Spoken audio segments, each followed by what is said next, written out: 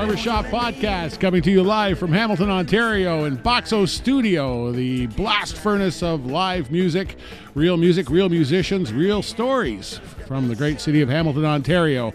And I'm here with Ryan Cannon and Gary Greenland every week, coming to you. And Alex Baker. Yeah, I forgot Alex. You know, at first he would come in once in a while and just take some pictures. He's on camera, so we have to acknowledge him. We have to acknowledge him. It's like, who's that other guy? So, you know, we've got a full house tonight, and everyone's looking forward to the show that we've got tonight. And, you know, like every week, it's going to be a great one. Yeah, and we have to take a second, too, to acknowledge Justin TV is no more. Yeah, they've been with us since the very beginning. We don't know what happened, happened, but yeah, that's the delay tonight. That anyone like she sent a text live, and she says, she didn't even I send a text. We showed up at her door, and that was it. And she was gone. Yeah, and she was a little note on the door that said, "I can't do this anymore." And YouTube's already crapped out. Really? Oh no, it's back. It's back. Okay. So for those of you who are going to watch in the future and love it, there's we broadcast live, and this is something if you watch or listen on iTunes or Stitcher or watch it on YouTube a year from now, 6 months from now. No, this show goes out live each and every week like it's 1955, and we are not afraid. In fact, we embrace the kind of madness that happens with live TV. And, well, it's kind of like CBS pulled up in the middle of the night and took off, and we showed up for the show and they weren't there, and we went over to NBC and tunneled through the back door and got in, and here we are. We're broadcasting live. So for future reference, we are going to be broadcasting live each and every Wednesday sometime after 8 p.m. How many shows have we actually started right at 8 p.m., Ryan Cannon? Three. Okay, and that's out of, I don't know, 80-some-odd shows, right? And don't say I can't say we're going to be broadcasting on YouTube in the future because there's huge problems with broadcasting on YouTube, but we're going to figure something out. And other people want us. You know, it's not just we have to go to YouTube. There's some demand, from people that don't charge $100 a month. Doing shit around here. Like a good shit, real shit. Anyways, nobody cares about this. You know, anyone cares about this. It's here and the now, and here and now is about music and about musicians because they're interesting folks. They kind of have the ability through what they do musically and what they do lyrically to boil down all of our life's experience into this kind of sweet jam. It's very impactful and it's very intense, and in a period of a little over an hour, you get to find out about what makes these people tick, about what they're offering that is precious and often overlooked. If only there was a way that you could get this kind of greatness out to the people. If only there was a way that you could expose musicians to the general public, like let's say some sort of interweb of some sort where you could share with the people who are like-minded, who love original quality music and would like to discover and support original quality music, something like, say, Barber Shop Podcast. So don't be afraid. You know, at the end of the night, send a link to someone. Say, I think you're going to like this. And what I'm going to like this week is Smoke Wagon Blues Band. That is a band out of Hamilton that is as Hamilton as anyone we've had in here. Back in the old days when Ryan and I were tearing up Hess Street, they were right there with us. They were up and down that street when live music ruled the day, and there was a sea of heads. And those people weren't there just to show up and look stupid and tardy. They were there for live music. That's what the draw was. And we keep that beat alive right here. And I want to introduce you to the Smoke Wagon Blues Band. I don't know. You want to just swing it left to right, Ryan? I don't know what your camera configuration is tonight. But we'll go through vocal, harmonica, Man About Town, Sweet Papa Bear, Corey Lueck. How you doing, Corey? Well, you know what? I think the fact that you've come in and grabbed the opportunity to be on Barber Shop Podcast speaks volumes. You've been doing this a while, haven't you? Yeah, long time for sure. Yeah, well, I would. With these cast of characters, I think I would do it each and every day. And you know, we've got someone in here tickling the the guitar, and I'm listening to you guys warm up. I'm looking forward to what he's going to offer us tonight. So, Mike Stubbs, tell me about how you're doing tonight. Well, Kevin, I'm doing pretty good. You? You know what? I'm very fine. You're fine. You know, the tension has kind of gone down, and now it's the time. The tension was broken when I spilled the beer on your carpet. Yes. So I apologize about that, but I told you it was not necessary. And to I have to say, I apologize. thank you and everybody for having us here. Hey, you This know is what? great. It's absolutely going to be our pleasure. We've had fun already. You know, exactly. haven't even started. We're It late, hasn't but even hey. haven't even started yet. For those who don't know what happened before, because we're late, but yeah, we've had fun. And on bass, and I've admired this bass on the internet for a while. So you play at Jason Colavecchia. You've got wonderful technique and a great commitment to music. How are you doing tonight, my friend? Thank you very much. It's a pleasure to be here this evening. You are going to enjoy the experience. I tell you that much very much. Nick Succi, you have been obviously the driving force behind the creativity and the wonderment in this band since day one. Your mother called and told me to say that. I think she did. Mama, I love you for that. Thank you so much. Oh, clearly. Never fail me, Mom. We're having a good time. And we don't have Gordon tonight. Gordon, a saxophone player, would like to be here, but we're certainly going to give him a props because we can actually fit probably 1 or 1.5 more people in here if we had to. But Tibor, how are you doing tonight? Thanks. Pretty good. I'm okay. You okay? I fell in love with you right off the bat when we went out back, and he said, "I'm gonna have a smoke." I said, "I'll go out with you." And we had a beer, and you said, we started talking about Hamilton, and you said, from where I came in Prague, and it was like this. I said, "Is blues a popular format? Like, do people love the blues, in Czechoslovakia?" And we had a great talk about music, and it kind of quickly spiraled into, the juxtaposition of music in Europe and music in Canada and Hamilton especially. So let's kind of pick up on that because I thought that was interesting. You've been a drummer for a long time, blues, because I want to talk to all of you about blues and so many different styles of blues. What was your introduction to blues as a musician? Well, I came in '97 to Canada from Prague, and the first night I went out, it was a nice bar. I think in London, Ontario. I think it was called Castle. A great band, perfect. I don't know, and it came out that they had a jam session, and the guy who was singing, he called me up. So I went. I had no idea what's going on. Then after 1 or 2 songs, he said, "Okay, after 2 weeks I'm coming back. Do you want to play with me?" And I said, "Yeah, why not?" And then I met with James Anthony, and he said, "Oh, I had no idea you were playing with Dutch Mason." I'm like, "Who is Dutch Mason?" Yeah. And he said, "Oh, the guy with who you playing." I'm like, "Oh, okay." So that's how I started actually with the blues. See, that's a wonderful story, and I didn't get that beforehand. But Terry Edmonds, who a great guitar player, came in, and I see a picture of him with Muddy Waters on stage, and he tells me about playing with Minglewood and Dutch Mason and those guys. And when I went out with Richard Flowhill's right-hand girl, and it was all, he was signed to Stony Plain, and my eyes started to open and I could so see that happening where it's like, okay, I'm just playing music, and you weren't necessarily a blues guy at all before that. No, absolutely not. I was in Prague actually playing with a rock band, Merlin called. We was actually a pretty good band. We was opening for, I don't know, in Slovakia, we was opening for Deep Purple, Scorpions, and many big bands, actually. So I never played blues. But you were playing blues, you just didn't know it had been bastardized at that point. Well, but he's a modified. You were a rock god over there, were you not? He's the actual rock star of the band. He was actually a rock star with women and modest. He won't Nothing tell you. changed yet. Yeah, But it's that little bit of magic because he talked roadies, everything. He was all over. He talked about Saga and working with them and a band that was out of Canada that was so amazing that can't get noticed in Canada, and yet here, as a drummer especially.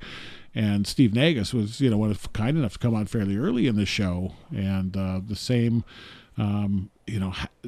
sort of idea was opened up with me, where he had been playing all of this R&B music, and then all of a sudden he's in an electronica band, and now I know why I love Saga music so much, because it's fucking the R&B, right. Like the drummer is driving this. It didn't sound like electronic crap. It was electronic drums, but the guy playing it was a Toronto white guy who'd played with all these race bands back in the early days. So that's kind of a little bit of magic. When you hear the band, you understand what makes them unique, what makes them special. Well, I was very surprised when I came, actually, because Saga in Czech Republic, they can sell actually like a whole stadium.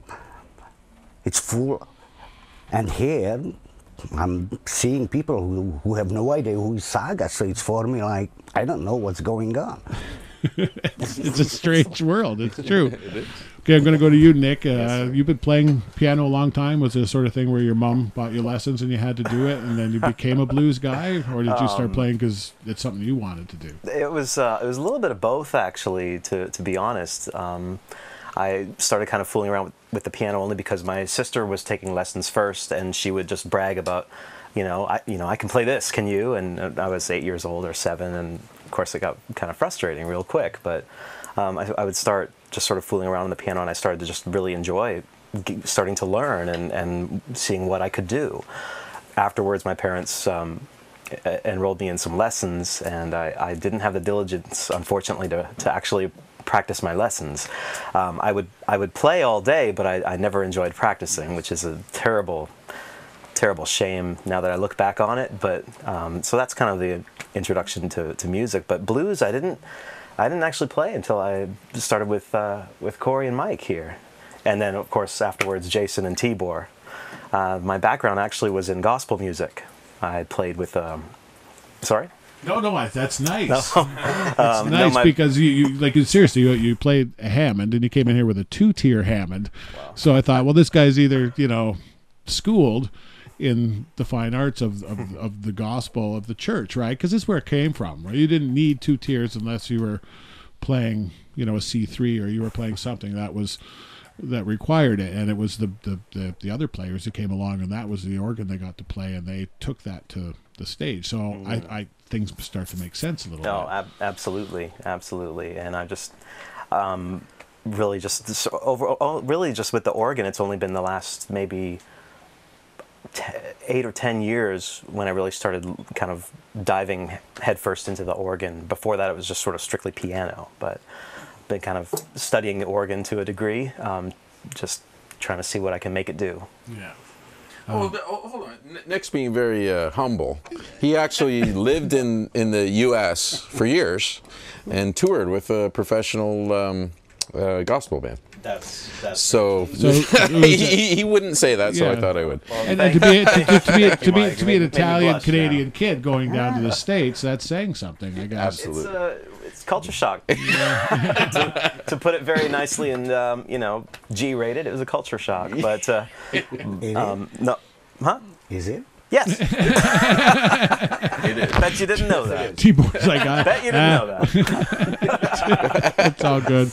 I'm going to go all the way over here. We're going to swing it over to Jason again. So tell me about you playing music early on. And oh, wow. Well, I come from a family of musicians, and I got a documentation going back 5 generations at least. So from that pedigree, it took me a long time to decide to pick up an instrument. Really? Although I tried many, yes. I started when I was 6, but eventually settled with this instrument in my teens, and haven't looked back, really. So.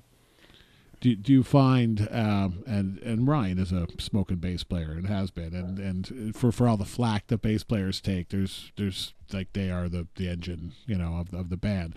The drummer very much is responsible for a huge part of it, but I find the thing that makes the women horny is the bass player. It gets their bum moving, that gets their groove going. The propulsion is there with the drums, but the little subtleties and the swings. Are you do you find yourself like a technical guy? Are you a note playing guy, or are you a sound making? Well, I don't know. I'm kind of all of those and above, and maybe a few more. To me, this instrument is music, and it's what ties all of the music, all of the sounds together.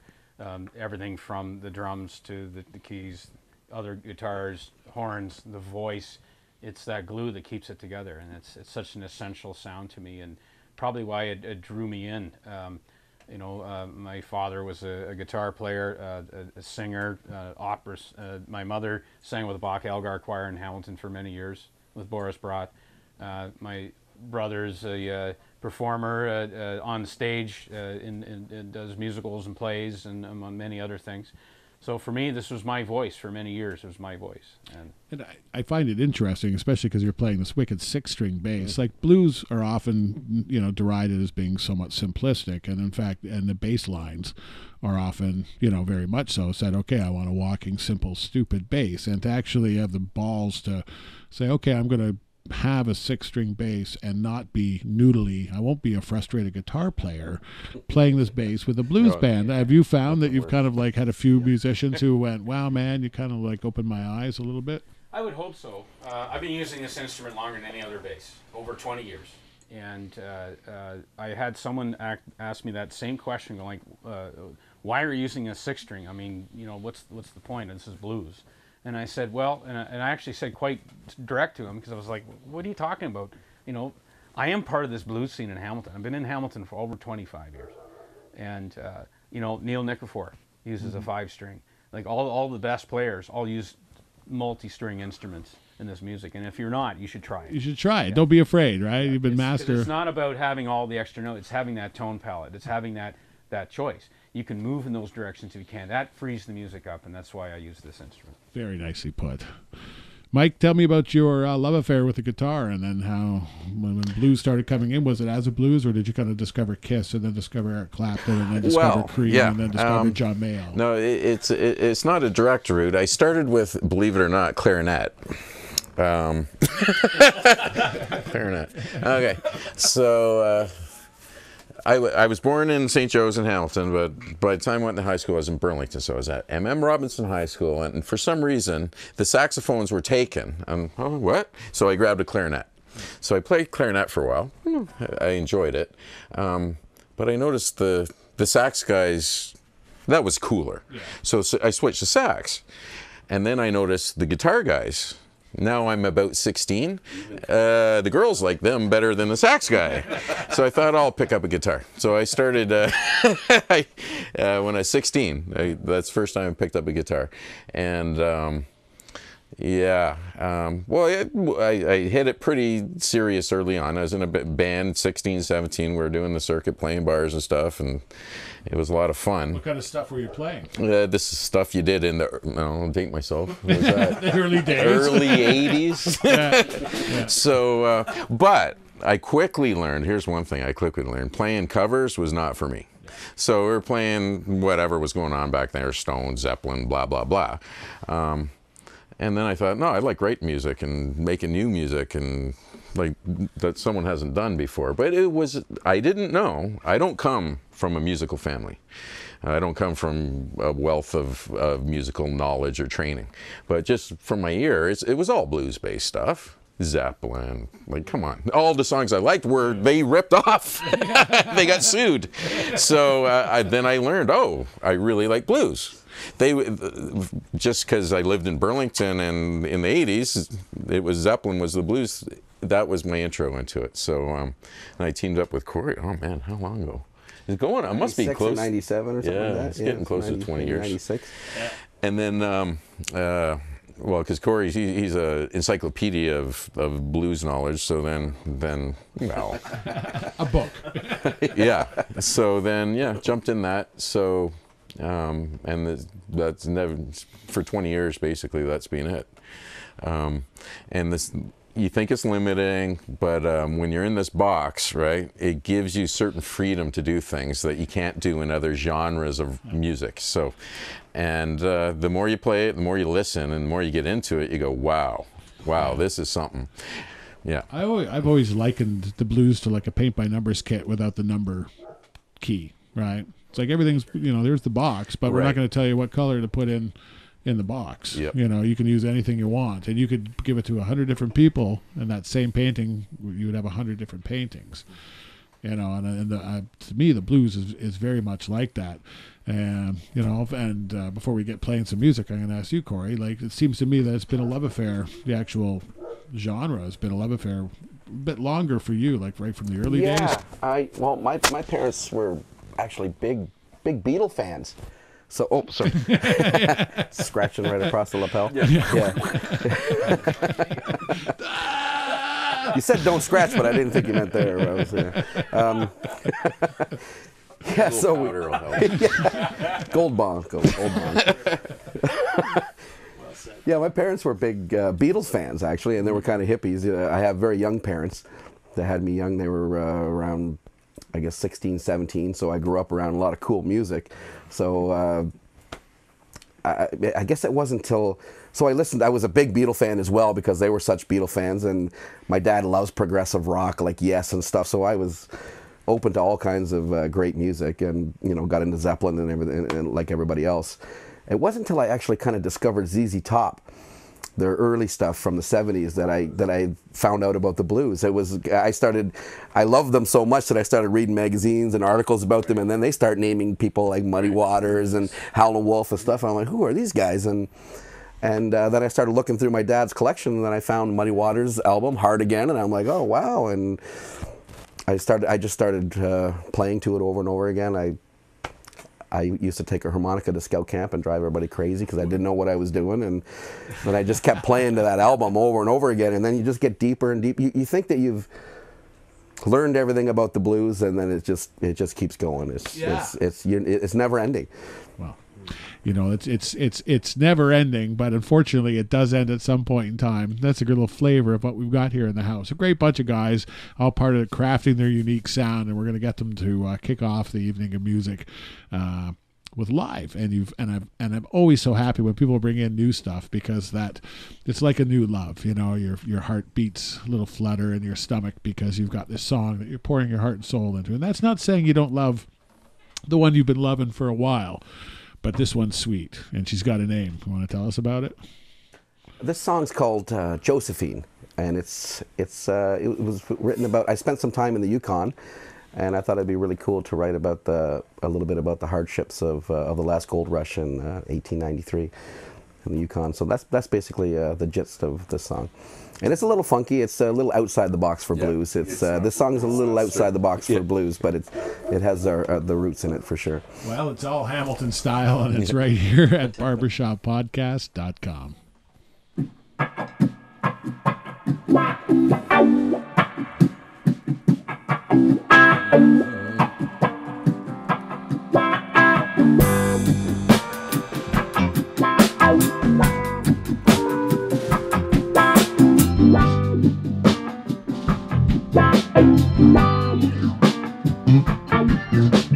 Took another run at the Great White Pass. Many men have faith, and many lives were lost. Everything is true about the dead horse trail. You were lucky to live just another mile. Spent the whole winter eating sourdough. I had a nasty gold fever down in my soul. Josephine, Josephine, Josephine, Josephine, will it get me there?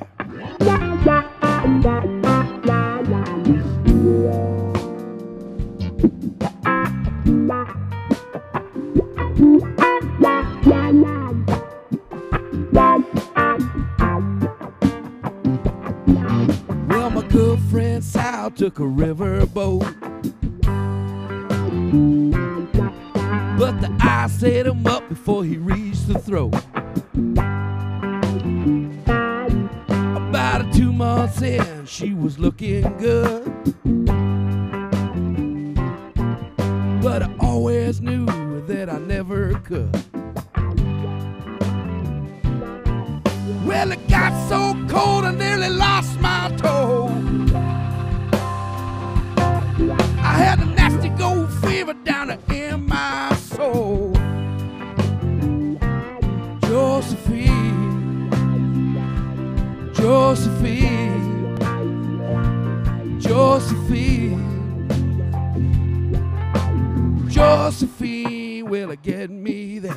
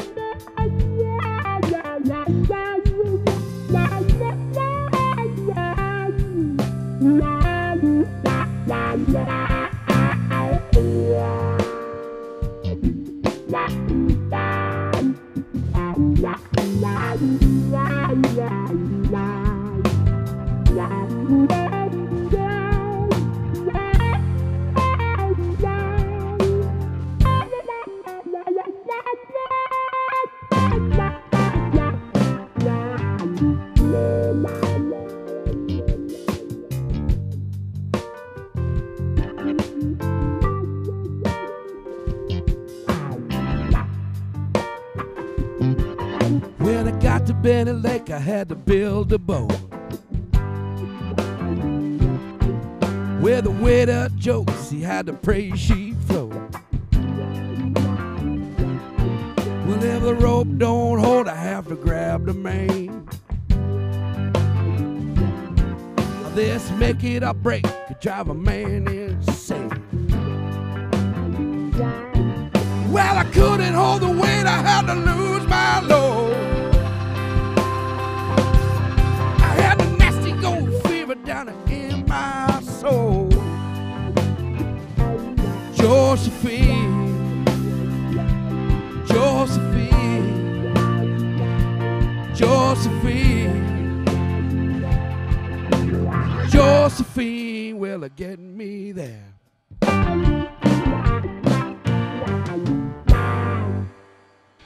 You cannot make this shit up, I tell you. Smoke Wagon Blues Band, true Hamilton talent right here at Barber Shop Podcast. Share it, love it, spread it around like a good STD, but a good one. You know, it's in the community, right? It's all good. Listen, people, I want to have a little moment to note that we lost a really great one this week. Tuesday morning early, Tava Tunes, Tava, passed away of a heart attack. And he is a fundamental cornerstone of what is a very difficult music scene in Hamilton. He's had a passion for it for such a long time, and from someone who does the same kind of stuff that he does, it's thankless and it's penniless. And a guy like that, and he's an artist, you know, in his own right, and he's someone who we talked a couple times about having him on the show, and it's like telling someone you don't love them, you know, it's like, shh, I wish you had been on the show, because he continues to be a fascinating individual. So, you know, heartfelt dedication in tonight's show, and we all know Tava loved the blues, and he truly loved the blues, and he started something down at the Bayfront Music Hall, which is right down the Ander Boat Club, every Sunday. If you love the blues, you know, go down there, keep that thing going, you know, keep great musicians coming out. People who've kind of given up on it, got a little bit bitter on it, that it's thankless and penniless, build it into something, a launching pad in his memory, his honor, do that. So at Barbershop Podcast, we bid a fond farewell into the hereafter, but he's jamming with some greats, you know, right now. So to Tava. Gig in the sky. Yeah, the big gig in the sky. We love you guys. The blues, you know, let's talk about this. You know, it's music that means something. I was like, Ryan told me he joined his 755th fucking band, you know, today, and of course he's playing country, like the new kind of country, and I went on a bit of a rampage about how I came to love country late, but I loved the Masters because the writing was so good. They were great writers, and now they're taking all of the icing and none of the cake. You know, it's all about fucking tight pants and bullshit and drum risers and explosions and no great writing. You know, and it's making a fortune because everyone's fucking stupid. Yep. Or there's nothing like Barbershop Podcast to take real music to the people. Absolutely. You know? Pardon my potty mouth. Sometimes I get a little excited. But, you know, I have no one to answer to here, right? Ryan, do I have anyone to answer to? Nope. No, no one. So we're going to do what we do, and we're going to continue to do it unapologetically. But the blues, lyrically, it's always been it's always been a song about painful experiences, and to the casual observer, it's like, oh, people are sad. It's like, no, it's sharing. It's like if someone has an issue and you sit down and you talk to someone, all of a sudden you're not the only one bearing this, and it's not so hard to bear by yourself. And the blues was so much when you're in the fields and it's a call and the response, and then you realize, okay, not only is it helping me get through this and focusing me, but I'm realizing I'm not alone. Is this like a big part of why you love this music? Why you write this music? Absolutely. As Mike always says, I use his line all the time, it basically is expressing the human condition. And that's basically what it's all about. A lot of people, I remember in the early days trying to get gigs as a blues band. Maybe when you're outside your jonder trying to get a club that doesn't normally play blues, and they're, oh no, we don't want, they think it's all going to be slow, cry me a river, and they don't understand that blues is it's joy, it's sexy, obviously, it's everything. It's all combined. It's all about feeling. The human experience, really well put, because we all are basically the same thing, but each one of us is completely different. We're the same bag of bones and flesh, but none of us look the same. None of us think and feel the same. And I think blues can very perfectly put up, that we can all share a certain set of conditions. You've recorded some stuff and you've had some great luck, like in the recording business, because this is something we do here. Obviously, we're a studio. We believe in recordings and getting them out and promoting them. A lot of people make recordings and either make bad recordings or they make good recordings, but they still don't go out and sell and promote their recordings. Tell me about your first record and tell me about because there was a big whack of songs on it, right? Yeah, we've had quite a few albums out. Our early albums were a little bit more low budget. Yeah. My first album was recorded right on Herkimer Street in. Right on the street, I think. Yeah, right on the street. Yeah, in bare feet. Yeah, very low budget with a guy that was from down east that had opened up shop. There was actually a lot of musicians that lived on Herkimer Street, so it was a great area. You didn't need a car; you could walk around. Yeah, and exactly. Get the whole core there. You'd almost walk down the street and say, "Hey, can you play some guitar on my album?" It's going now. Yeah. So yeah, I don't even know how many albums do we have, Mike. It's that was our first. It was just called kind of Cool Hand Luke and Smoke Wagon Blues number 36. Then we did an album that we recorded in Mississauga called Low Down Righteous Blues. And was it like, do you remember? That was still quite low budget as well. just 100. That's a nice euphemism. Each time, and selling them at the clubs. Yeah. And I think our next one was also called The One and Only, the Smoke Wagon Blues Band that we recorded in Toronto. Were these all off the floor? Did you want to get them in and down? Most and dirty? of them were all live off the floor. Yeah, we kind of worked that way all the time with no overdubs, and then eventually we recorded in mid 2000s with James Anthony, which was also somewhat low budget. It was. But we learned a lot from James with the recording experience. So our first kind of more national album that was It Ain't Easy. And that one we really took our time. Mike and I actually spent almost a whole winter writing and rehearsing, just the two of us acoustically, up in Tottenham, Ontario. And then we brought. Do you find that do you actually take yourself away from the noise and the confusion when you have to have writing sessions, or did it just work out that way? For that one, that's exactly how it worked out. And also at the time, when you look back in retrospect, Corey and I were going through some stuff in our personal lives. So when I listen back and I go, oh yeah, and I know what that line means, and I know who that person is. Every single song. This isn't just, well, Corey does the lyrics, but we think a theme, that one. And no, this is pretty it is almost embarrassingly so on some of them.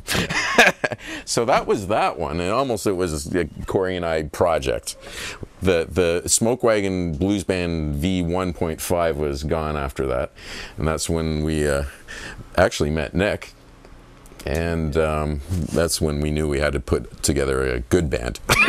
Okay, so. Corey, I'm going to ask you. We're going to play something that voodoo. Okay, is there a story? There's a story behind every song. Actually, you want to share? Is one of the songs. I love songs that have a hypnotizing boogie to it. Not necessarily like a fast boogie, but it has that hypnotizing. I used to. I did a little tour of the States and played in Mississippi and played with some house bands down there and played in New Orleans for a while. And they would always, I noticed in the small juke joints, it was kind of weird. I was one of the only white guys in some of these places, but I noticed once in a while they would just get on this boogie and they would just stay on it, and it gets hypnotizing. So I always wanted to do a song that was like that. So I kept humming this cool line that I came up with Mike, and then Mike picked up on it really quick. He's great at, I can just hum stuff to him, and he picks it up pretty quick. So we started writing this song with a little bit of that New Orleans flavor, that swamp boogie blues. And as I started singing it, I noticed that it felt like we needed a female singer on it. So we brought in Robin Banks into the studio for it. So that's what this song is basically. It's kind of a real kind of dark voodoo-ish spooky boogie. Okay. Swamp boogie. Swamp boogie, and we like that. There's a lot of that here in Hamilton. It's kind of kicking up. We got TG and the Swamp Busters coming up. Mr. Tim Gibbons, a couple of weeks. He's in love with the swamp blues these days. This is something that's sweet. Features Robin Banks, another great Hamilton musician, and it's called That Voodoo from Barber Shop Podcast.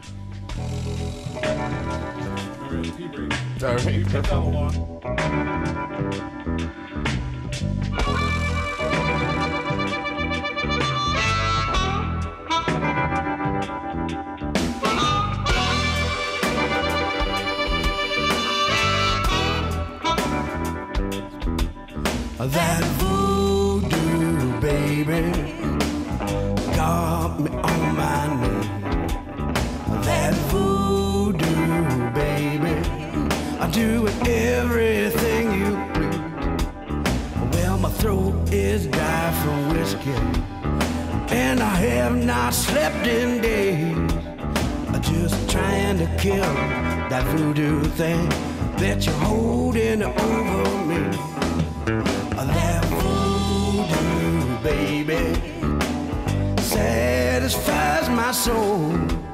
That voodoo baby, I guess I hold and I won't let go.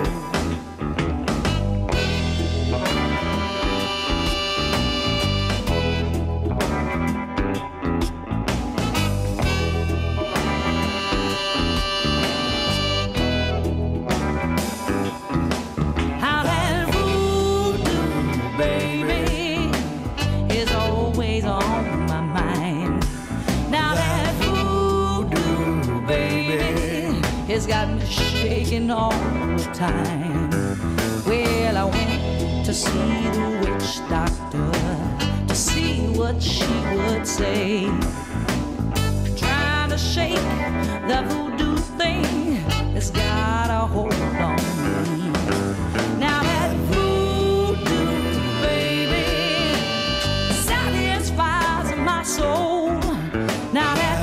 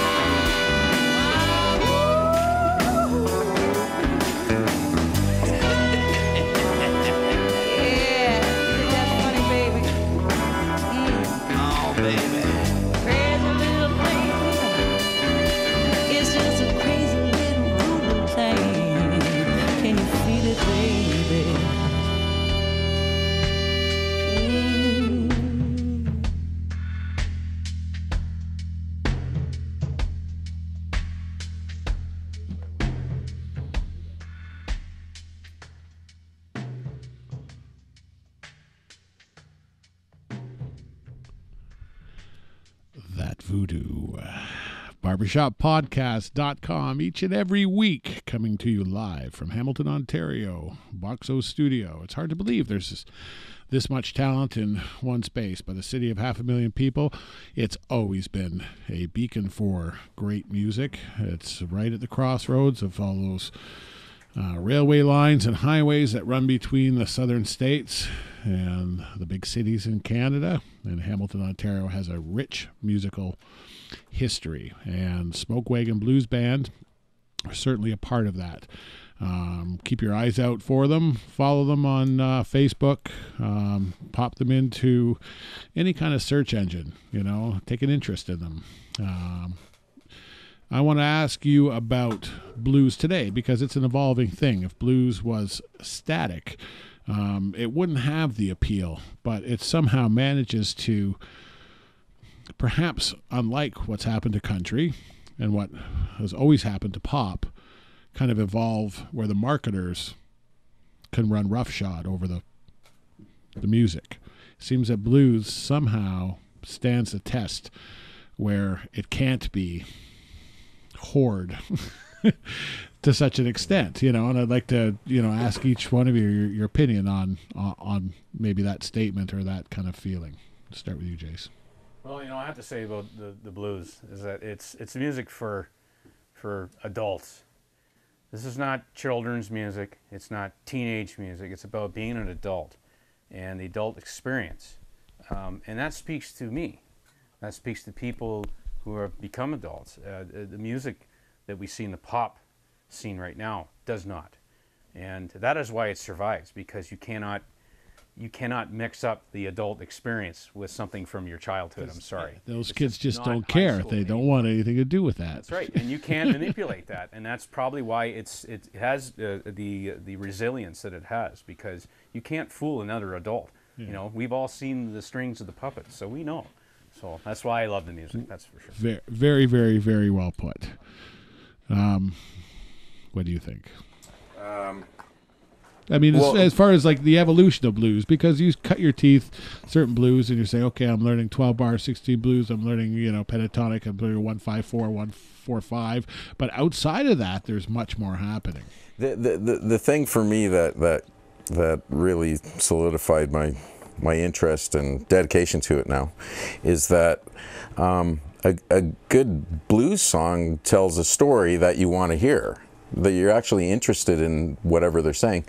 And it's not I'm actually not a huge blues guitar aficionado. Oh, he's the best blues guitar player. Oh, this guy's got his chops. It's more about the song, and I think that's how we work together too. We're trying to tell something, and the music and the lyric and the different parts is the whole. It's like building a house. So I think, and you were talking about country, and that's interesting because I was talking about that not too long ago. And yeah, you can't, if that is the base, and it is for me, that you got to tell a really good story that's captivating, that I want to hear, that I'm sort of on the edge of my seat, like what's going on, and every little bit feeds that. The guitar, the keys, the drums, everything helps in that experience. Well, you can't screw it up. You can't have, you can't say, oh, that guy's great, he's got a big cowboy hat and tight jeans. It doesn't make any sense in the blues. So that's it for me. It's just telling stories, it's telling and experiencing what the person who wrote it, you're experiencing what they're trying to portray to you through lyric and through the music. Thank you. 2 out of 2. It's like it's gonna get tough. So you need to think. 'Cause everyone's being pretty profound at this point in time, because I think there is a respect for the blues and a reverence for the blues, but the passion for the blues seems to come, because it's an adult thing, a bit later in life, when people have other things. And the age, that magic age of discovering the blues, like I did, because I literally discovered the blues through Kiss, because it was through that, Gene Simmons' one of his favorite bands was Cream, and that was the thing to go to, John Mayall, and then I bought the Blues Breakers, and and then that led to Sun House and everything else. Because of that, it's what do you think about its evolution? Like, are you conscious of changing it, or you just know that this is how we write, this is what we write, this is kind of what it sounds like? How much is when you're writing a song is a conscious effort, and how much of it comes out that way? Yeah, it has to be kind of half and half. I think it's, I know we look at the blues, everybody looks at the blues a little bit different, and I know with us, like Mike was saying, we don't really, I don't look at the blues as you need a hot shot guitar player, or a hot shot harp player, or whatever. It's you don't have one. Yeah, or a good singer, thank God for that. Yeah. Because it is about the feeling, and it's about working as a unit, and about telling your story. I know, like when you guys were talking about country, like Ray Charles was a huge country fan, and the reason he was because it told a great story, and that's the way it is with roots music. So we like to, with blues, we definitely like to. The song comes first, I think, and the spice comes later, and that's basically the way it is. But the blues is in a good spot, I think. I think in the clubs, it's been hurting music-wise all the way around. But you see the blues reach the national level on when it comes to festivals. I mean, every town all over North America has a festival, and a lot of them have blues festivals, and that's where I think the music is. That's why the music is still there, and the younger generation gets to hear it. Yeah, well, I'm telling you, my sister actually is state manager down at Trius in Niagara-on-the-Lake, big winery, and then this weekend and this Saturday is their big blues in the vineyard thing. I went last year, and you got a lot of rich white people there, and they have no beer, so everyone's drinking wine, right? And you're selling $20 bottles of wine, just like they did in Mississippi, in the sunshine. It was, but I'm telling you, it was just to see them. Like, here's a bunch of people who are economically and socially very far removed from it, but they're there because they're craving some legitimacy in their life, and to see them be kind of swept up, and these people are moving, even though it may be a little bit different. You could see the effect that it had, and it was really kind of cool, to see, like you said, that this festival, and they do a jazz festival and they do a blues festival, but there's people who believe it and support it. I just think promoters and clubs and other people need to be reminded that there's always a great blues audience out there. You just have to remind them of what you're doing and where you're doing it and when you're doing them. So tell me about you. When you play, you play a lot of other stuff at this point, like still writing and playing with other people doing gospel, or you're a slave to the blues now? No. No offense, not entirely a slave to the blues or anything. I clearly love it, but no, mainly do a little bit gospel here and there, pretty much through the church that I go to. So again, very different from the blues, but. Yeah, again, a little bit different because that's a lot of what my actual background pretty much is. Now, there's like the blues itself was not welcomed by the church. It was seen as the devil's music, and because of the fifth note or the pentatonic scale, or there was something that made people, and it was in ancient times you weren't allowed to play that note because the church in 1571 said that makes people do stuff. I mean, yeah. Every time Nick starts playing that thing, it makes him. Yeah, it's panty remover. There's no question about it. But what I want to ask you, when you're playing, are you conscious when you're switching between? Because blues always has a great blend between organ and piano, right? Well, there is, but what I found later on is that there's an awful lot of blues in gospel. Like musically, the two are not that different. What their actual roots are, they're not particularly different at all. Is there something like a note that you're not allowed to play in gospel that you play in blues, like as a trained musician? I want to know what note is. I think it's more the chords. Some people would play one right now. I think some people play the sex chord. Oh, the sex chord? I want the sex chord. I don't know which one. That's most of them, isn't it? If we knew the sex chord, we would play that all year long. I'll play. I was going to have it as a ringtone. One chord band. I'll tell you what isn't the sex chord. That one there. It's Bela Lugosi. Turns them off. Switches them off. And we've tried to turn him onto it, but it doesn't work. Yeah, Jocularity. try as you might. Trade secrets. He will not share the sex chord. No. So, anyway. Blah. Tibor, as someone who's played so many different styles and so many different formats, clearly you're someone who plays from the heart, and you play. Do you find blues something that's natural and therapeutic as a drummer? I would think it would be. Well, let's see. In Czechoslovakia, blues was forbidden because of the political situation at that time. But the people was living blues, because blues is life, in my opinion. You cannot cheat blues if you not feel like that. So I think you have to be honest, and play like about your life, about the story. So what will come out from that, I have no idea. Who knows? Maybe tomorrow something else. But blues is for me life. So, and I think you cannot cheat. You have to play how you feel. Yeah, and as long as life continues to evolve, then the blues is going to continue to evolve, because people are basically going back to square one, writing about their life. And there's something very natural about the format that it falls into. So we're going to get some more live music happening. Less chatter, but I'm having a great time chatting. You guys are a great bunch of chatters. Yeah, you have something to say, and you're not afraid to say it. And clearly, when you play it, it's the same sort of deal. So you're going to play a little something for us called I Tried. Didn't we all at one point? Yeah. That, I think it's self-explanatory right here. Smoke Wagon Blues Band, barbershoppodcast.com.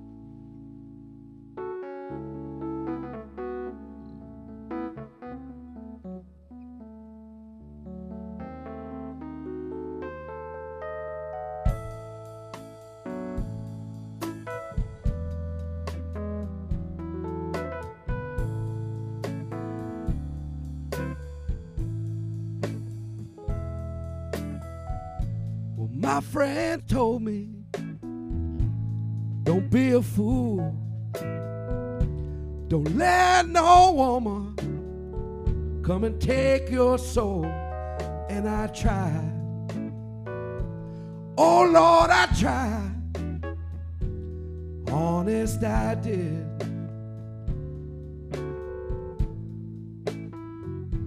She said, baby, I treat you good. All those lies were misunderstood, and I tried. Oh Lord, I tried. Honest, I did.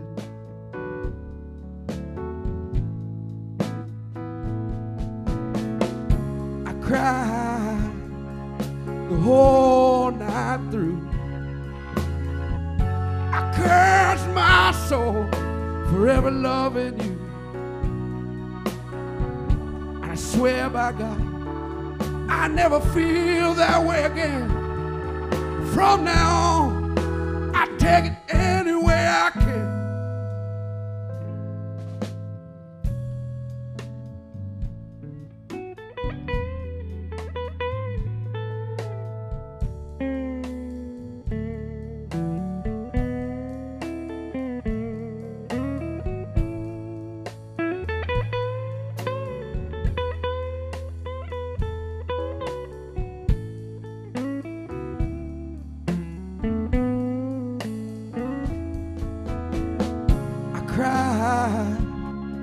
The whole night through, I cursed my soul forever loving you. I swear by God, I never feel that way again. From now on, I take it any way I can. Drown myself in sorrow too many times. If I had myself a nickel, I'd have too many dimes. And I tried. Oh Lord, I tried.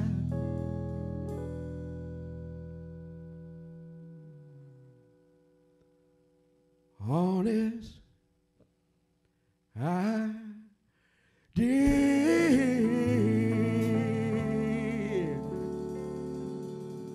Yeah.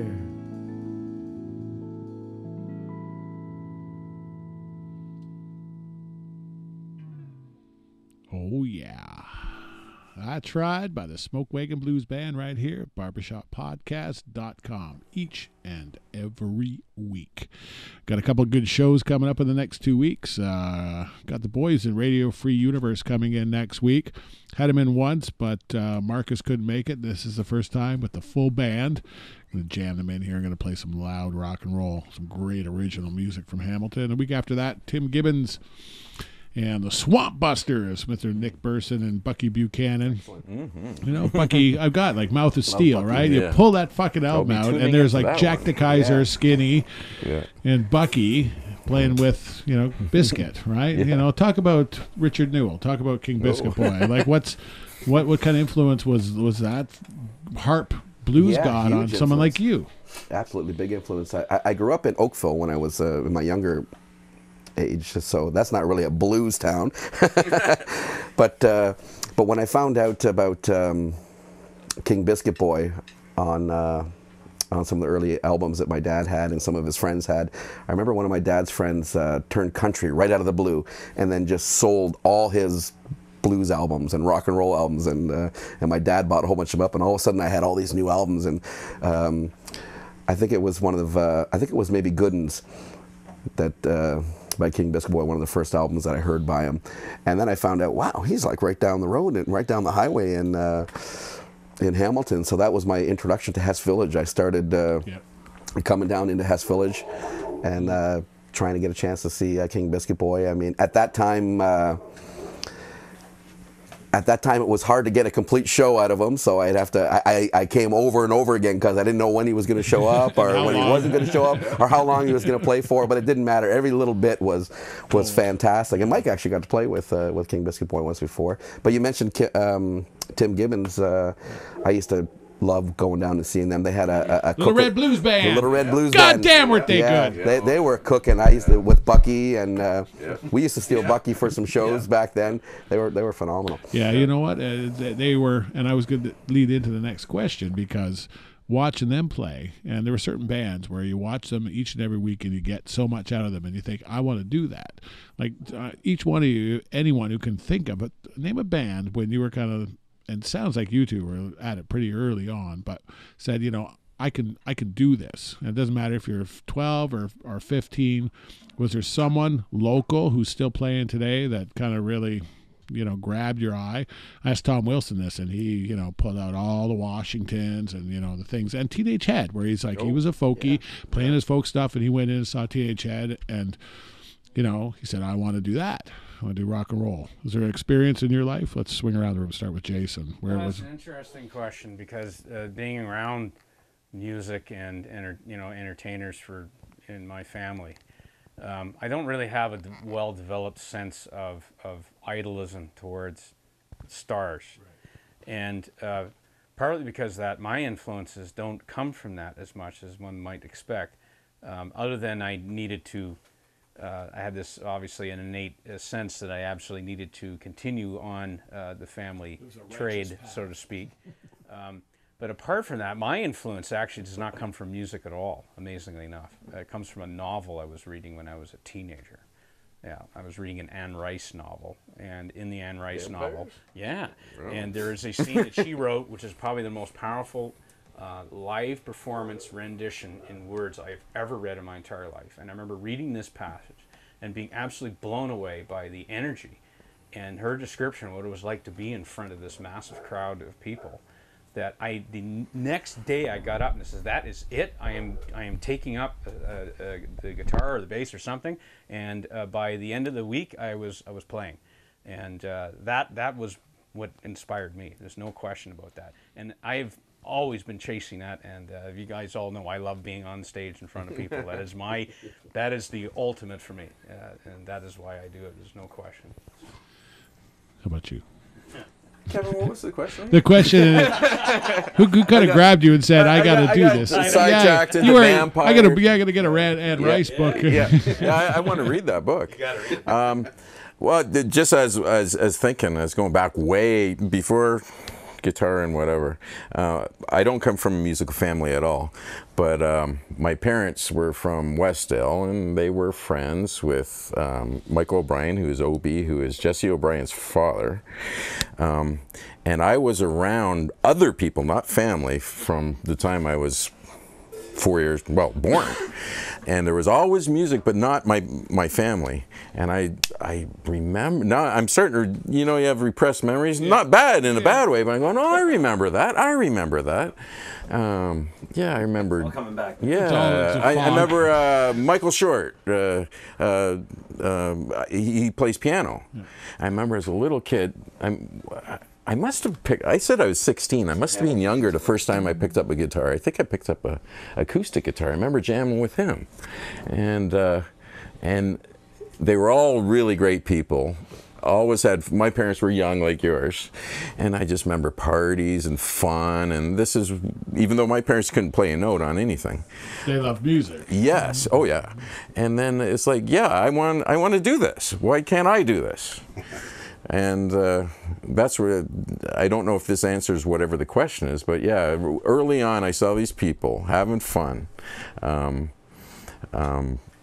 it was a lot of fun, and I was little, and I was allowed to join in, and it was great. The die was cast. It was over. And how I ever got to the clarinet, I don't know, being around those people. No, it's funny, because before there was true amplification, that those were the lead instruments, right? Like Benny Goodman was riffing, right? Cool. It's like, and cool. You understand that anyone who doesn't get that, the instrument is secondary to, something had to cut through the mix, and it was, the clarinet. Clarinet had that right frequency range and the right volume where you could cut through and you could riff. And the saxophone, kind of, but that's more like a fuzz pedal humbucker sort of thing. That's right. And when now they managed, and the guitar was strictly a percussion instrument. It was used as a drum, right up until the 40s and the 50s. And then the amplification started to come in, and the guitar started replacing the clarinet. So I remember listening to my little AM radio to Buffalo jazz and blues stations. I didn't know music at that point, but I knew I loved that riff, right? I loved that thing that was snaking through the song, and I wanted to be a guitar player, And I do recall the first concert I went to was Teenage Head. It was at Mohawk College. I was 13. I took the bus up the mountain, and that was the first concert I ever saw. Was Teenage, that first real concert. Yeah. Yeah, and then whoa. Yeah. It's like, it was 1979, I think. And then it was okay. Yeah, it was a life changer for me too. I think I was, I was old enough to sneak booze, but I was 15 or something like that. Great part of Hamilton history. Yeah. Corey, who was one of the first peoples or bands or that you knew or you saw that made you want to play? Well, King Biscuit Boy would be one of them for sure. My very first concert was Ray Charles. My dad took me to see him at the old Forum and at Ontario Place with the old rotating stage, and at that time the Blues Brothers movie had just come out, so it was so it definitely had a big impact on me. It's like, yeah, I'd like to do that. Ray Charles is different than Teenage Head. Yeah, definitely a little different. Yeah. It's all good. But yeah, and it was even at a young age. It was the Beatles, because I loved the Beatles when I was young, and I loved their songs, and I just thought they were the greatest songwriters ever. Absolutely. And I mean, I was a star in my own bedroom with a tennis racket. Yeah. I still can play a mean tennis racket, I tell you. So. Well, you still do. You still do. Yeah, I got that Joe Cocker kind of thing going. I don't play a lick of guitar, but I play a great air guitar. Well, don't give up on it. I think it's. Well, let's see your fingers. Give up. What about you, Nick? Were you was there someone that you kind of saw early on? Well, there was. Please don't hate me. It wasn't a Hamilton local or anything, but again, my musical path is quite different than everyone else's. But I would say it was. There was a gospel group called the Kingsmen that I eventually had played for about 6 years. Privilege and honor to be a part of it. But when I was a little boy, I had heard my parents had gospel music in the house, and that's you're influenced by what's around you, and that's what I grew up listening to. And the piano player at the time was a gentleman named Anthony Berger. Phenomenal talent, passed away far too young, unfortunately, but he was with the group at that time, and he to me as a boy, I thought he was unbelievable. Absolutely unbelievable. And so I was about maybe 9 or 10, I think, when I saw him for the first time at Kleinen's Music Hall in Buffalo, because they didn't come to Canada for some reason. But my family, we had went to see them, and I was just enthralled, just blown away. And I thought, that's what I really want to do. Cool. So it's good. And Tibor, what about you? What was the first kind of either live music experience? Well, you know, in Czechoslovakia, crazy communist, you know, so for us, wasn't much. For us, music was some kind of, you know, like a survival. We was fighting against the communists because of the music, you know, thanks to the music. I was listening, believe me, from Louis Armstrong to L.A. Gun to Deep Purple, everything actually, and that's how we gave them back something, you know, like to the communists, like against them, because just imagine 2,000-3,000 people came to watch you on a concert, they hated you. Yeah. How did you get your music? Because I'd say this to kids today who can pick up a phone and download a song in 1 second. Even for me in Canada, you had to go get your dad to take you to the mall and buy a record. What was it like for you to get a piece of vinyl or a tape? Well, it was actually, you know, a radio. It's called Free Europe, for example, or Washington, or, you know, from Western continental radios, and we was recording that actually from the radio, but secretly, you know, because if the communists saw you, so you had a trouble. Many times, you know, we was playing music which was typical American music, LA Gun or something, and the police came, the communists, and they take 2-3 guys from us and they put to the jail for 1 week, for example, just because we was doing music, you know, what they hated. See, and that guaranteed you know? that rock and roll would live, right? There's nothing better than the man telling you can't, throwing you in the hoosgow for a week to say, I'm now going to do this. This is my life calling. We're going to play another tune. We're going to play off of your record, Downhearted Blues. Tell us about this tune, what you remember about the process laying this one down. This is one's down. Is this off the It Ain't Easy album or off the live album? No, it's off This Ain't Easy. Oh, okay. Yeah, this is just well, this is all feeling. This is basically your blues song. This song we have in our set list all the time when we're playing the festivals, and it's all about expressing ourselves, and basically that's it. We do a phenomenal job of this the song live, and in the studio sometimes it's hard to bring that across. So we wrote the horn arrangements and everything for this. We kind of mixed and matched it with a lot of different blues artists that we loved, and just sang it from the heart. Great. A real labor of love from Smoke Wagon Blues Band right here at Barber Shop Podcast, Downhearted Blues.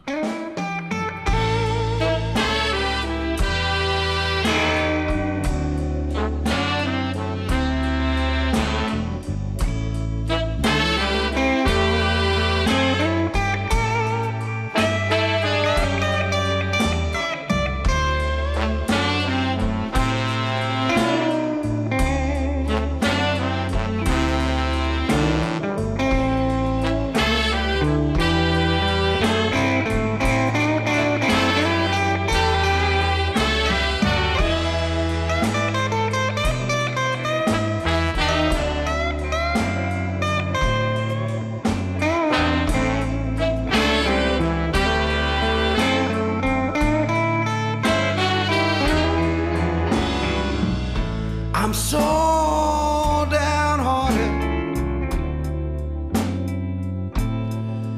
and I just can't keep from crying.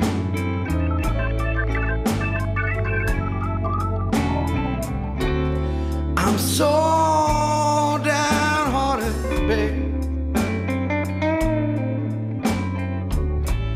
and I just can't keep from crying. I gave everything I had to that woman, but she treated me so unkind.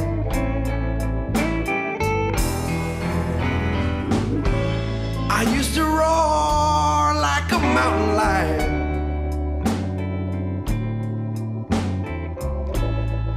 now you can barely hear me moan.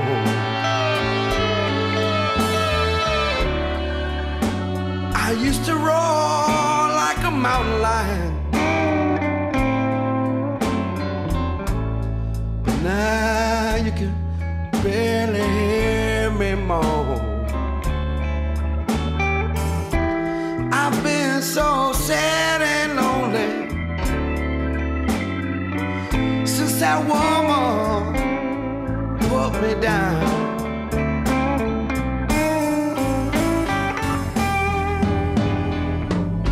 I'm so downhearted, babe. I can barely get on my knees to beg.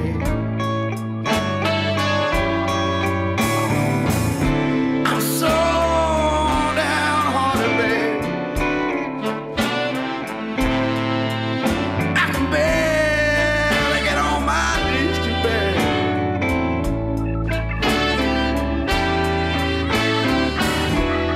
Baby, you'll never find another man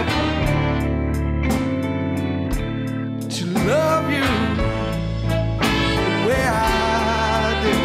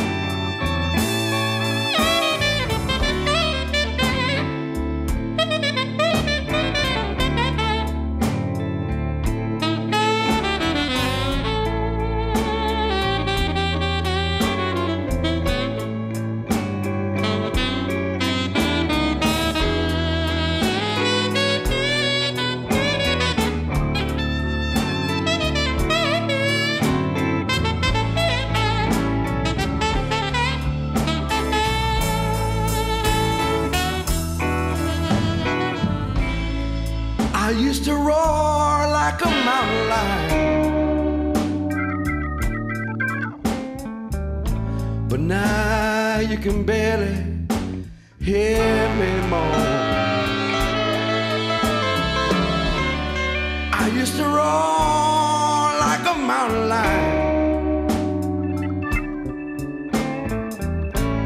now you can barely hear me moan. I've been so sad and lonely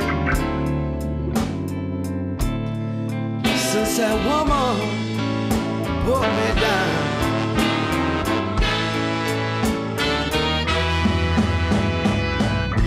I'm so downhearted now. I can barely get on my knees to bed.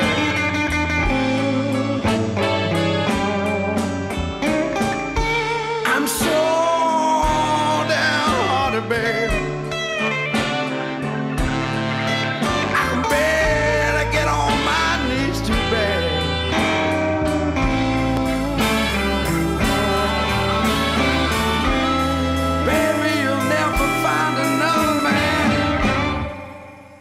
To love you the way I did.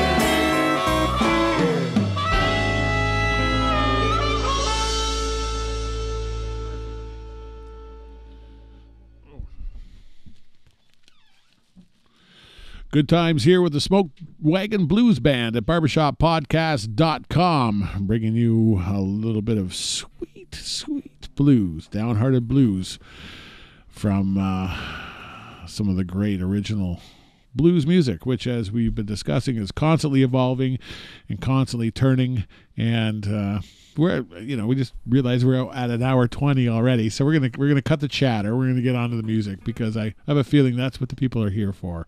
So you got original for us. You're gonna play a little something called "Blow Wind Blow."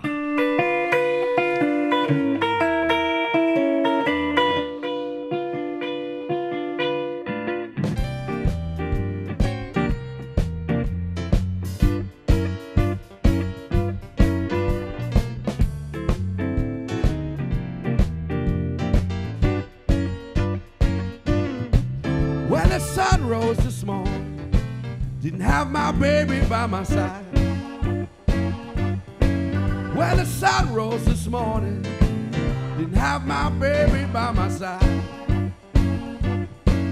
Well, I don't know where she is, she must be out with another guy. Well, the moon looks lonesome, shining down through the trees. Yeah, the moon looks lonesome, shining down through the trees. If I don't find my baby, I'm gonna live in misery. I blow wind, blow my baby back to me. I blow wind, blow that woman back to me.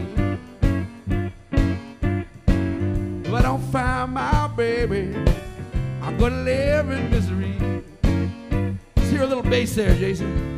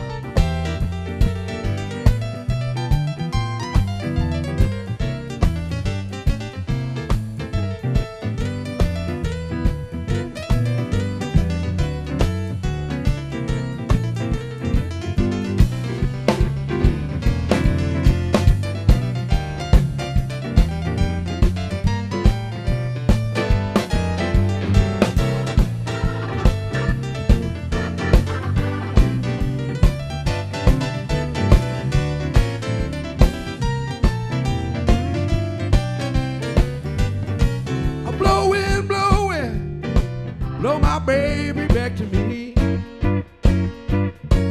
I blow wind, blow my baby back to me. If I don't find my baby, I'm gonna live in misery. Let's do it one time. I blow wind, blow my baby back to me. Blow wind, blow my baby back to me. If I don't find my baby, I'm gonna live in misery.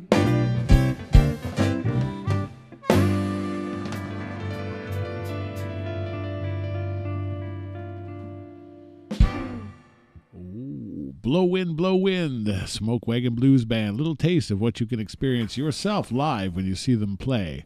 One of the places they played was Stonewall's Tavern down on York Boulevard. Really happy, like 5 years ago or whatever, when someone came in there and built a place, built a proper stage and a PA, and Tava, our dear friend who passed away on Tuesday, was actively booking good bands in there. I hope they continue to book good bands in there and invest in good music, because it's important that you be one of the cornerstones, especially out there on York Boulevard. You're a proud bearer. Let's have a good, heartful, warm welcome and wish for Stonewall's Tavern. You cut a live album in there, so we're going to play a couple tracks off that. Tell me about that experience. It came together really quick. We decided because we really have a hot thing going here with a new rhythm section over the last couple of years, and Nick, and we were thinking, should we get back in the studio or what should we do? And we thought we were really developing our live sound, so we thought, let's do a live album. And yeah, you invested hard in it too, because I mean, doing the festivals and going, like, you put the effort into your live performance, and as people saw tonight, it's certainly paid off. So we're going to play a little something off of the live record, which is we'd like to dedicate this to Tava, actually. Yeah, it's kind of a swan song. Lonesome Whistle Blues is kind of a swan song, lyric-wise. And it's right here at barbershoppodcast.com.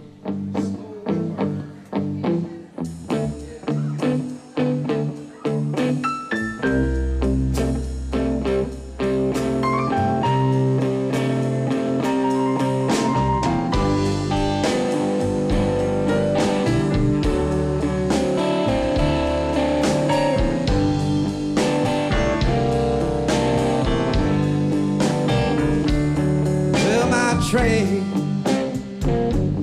leaves tomorrow at the very first light of day. I'm gonna drink on through the evening so I won't feel the pain.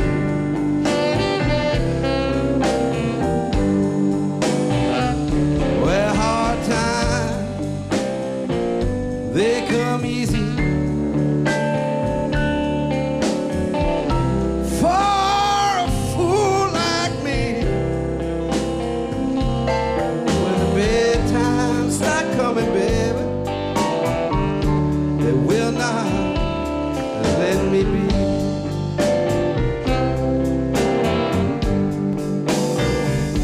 Oh, when I know some, I wear so blow.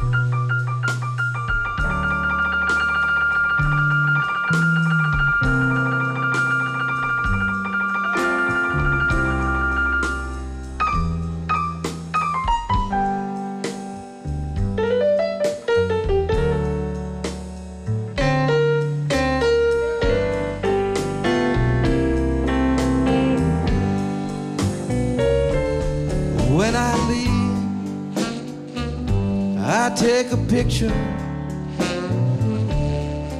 of that great big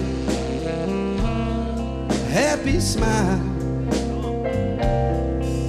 I ain't never seen nothing so beautiful in this whole wide world.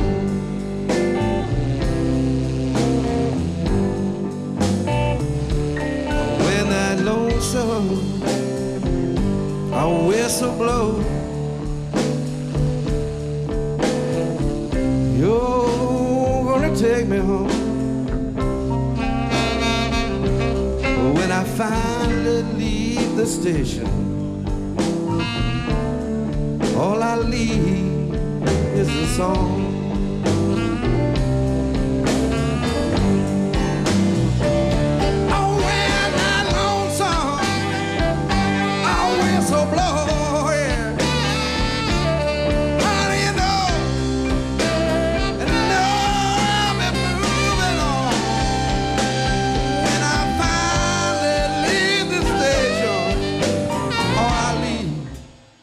Is a song. Yeah.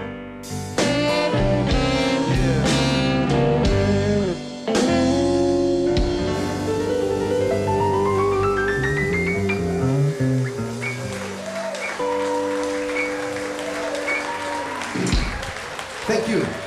Sweet, sweet live tunes from Stonewall's little haunting cavern of Mr. Tava.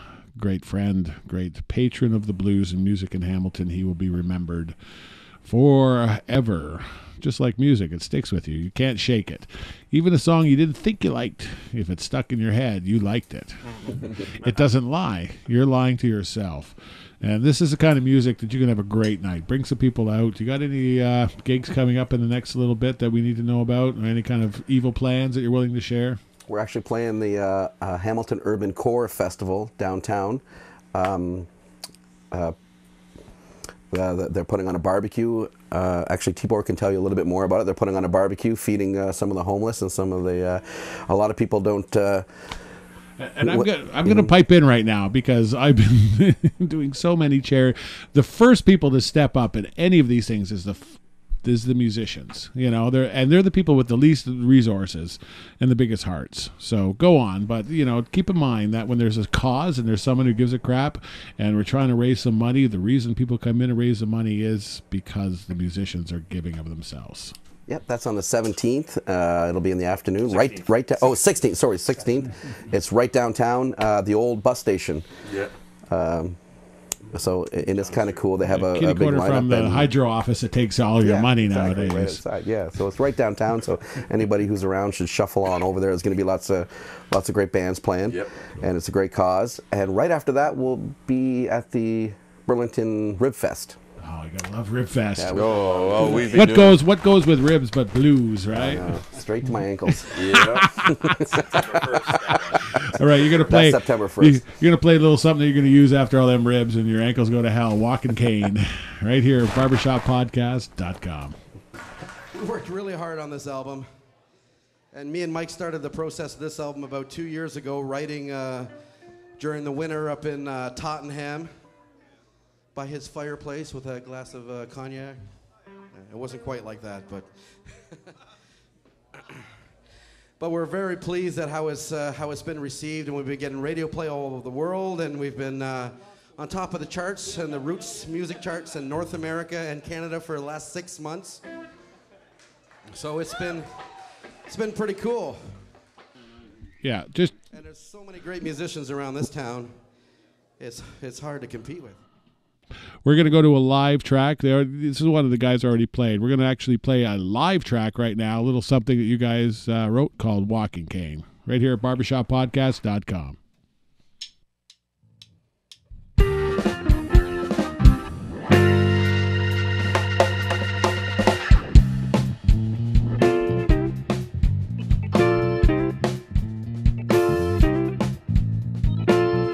Working hard at the midnight hour.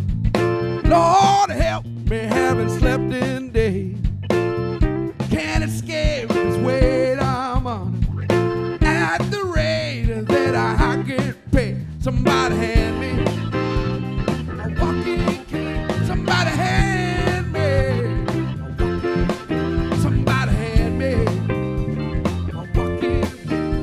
'cause I sure got the blues again. Cutting steel on a Bridgeport special. The clutch is sticky, but the gears are strong. I'm tired of looking at that ivory tower. I think it's time that I get me somebody hand me. Somebody hand me. Somebody hand me a walking cane. 'Cause I sure got the blues again.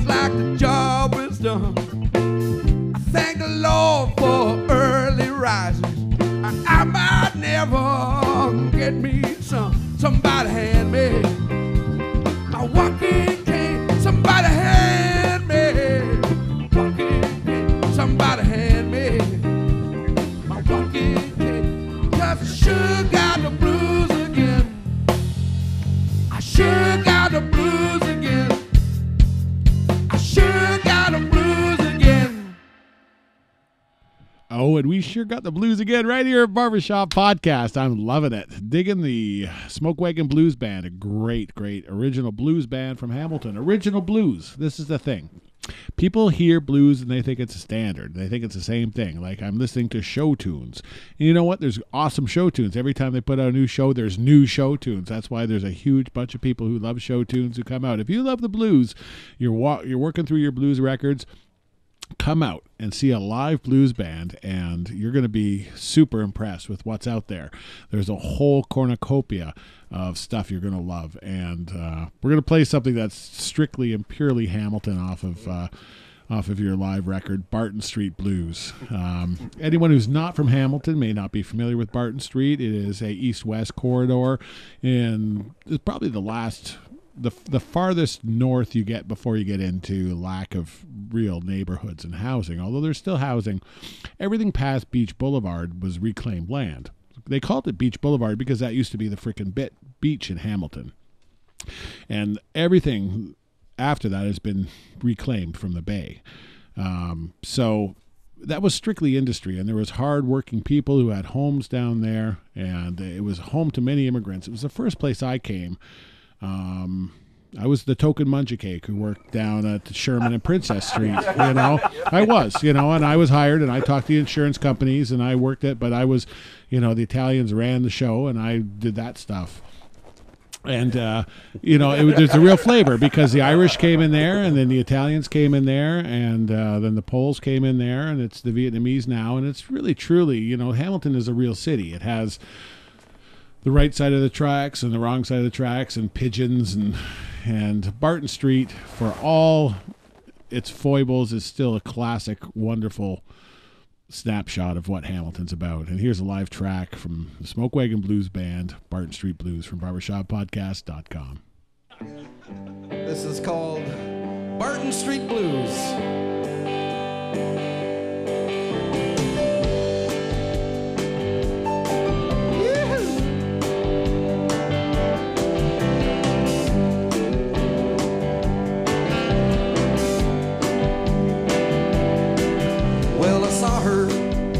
Standing on the corner,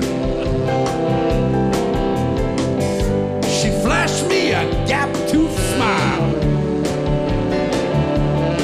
She said if I could spare $20, she could stay with me a while. Well, she took me to her Barton Street apartment.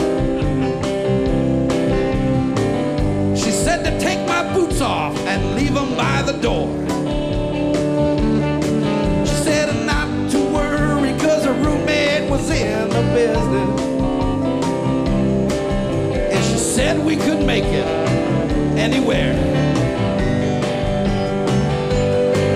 Well, there sure ain't no food on the table, but I had fixings on my plate. I think she said her name was Abel.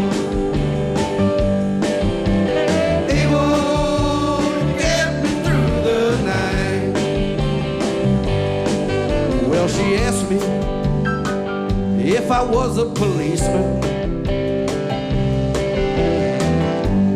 and she bolted down the door. She said you never can be too careful, and she took me down on the kitchen floor. Well, sure ain't no food on the table, but I had fixings on my plate. I think she said her name was Abel. Abel, get me through the night.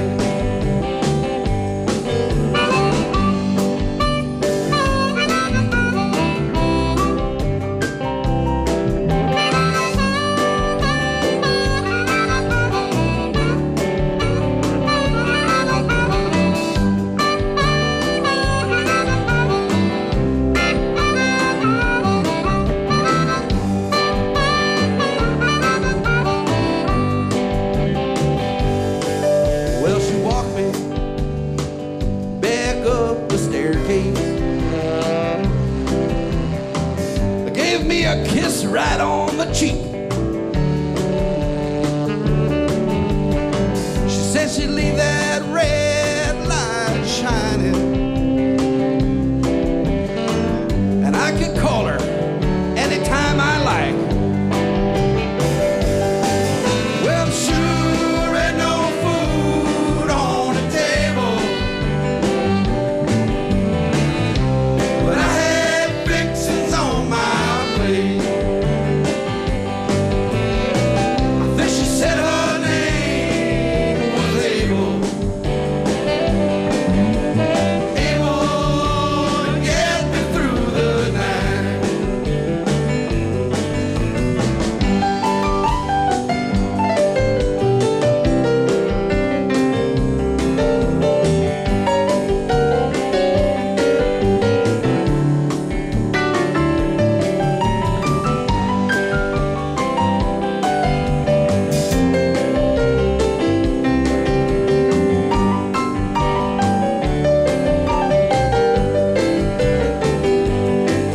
If you ever run into Abel,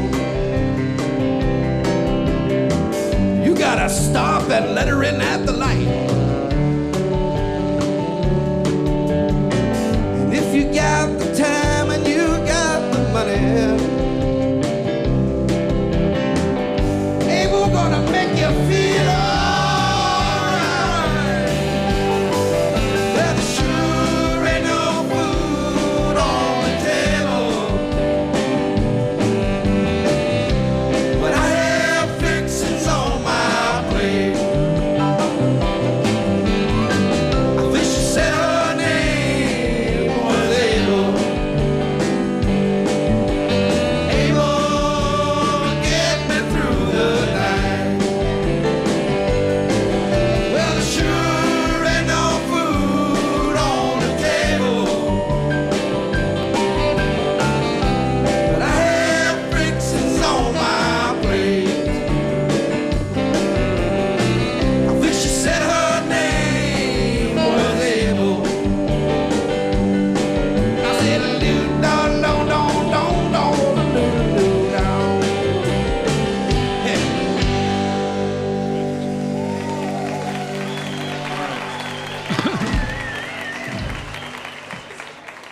What a fantastic show. What a great time with the Smoke Wagon Blues Band. Again, you can catch them if you're watching this show fairly recently. And if you watch it down the road in 6 months or a year, Google that shit, okay? Smoke Wagon Blues Band. You'll find them. But in the near future, they're playing August 16th at the Hamilton Core. Right at Rebecca and John Street, the old bus station. Right at Hamilton and at John Street and Rebecca in Hamilton. And, of course, the big gig at Spencer Smith Park in Burlington, the Burlington Rib Fest, and that takes place on September 5th. First. Okay, September 1st. You can't miss that. It's right at the beginning of the month. Yeah. Good times, guys. Thanks so much for coming out. Thanks so much for sharing the love, being part of it. Thanks so much. For Ryan Cannon and Gary and Alex and myself and everyone in the Smoke Wagon Blues Band. Hard to believe we can fit this many guys with this much sexual tension in one room and get away with it. But we did. We do that every week. Tell everyone how much you love it. God knows I need it. Take care, guys.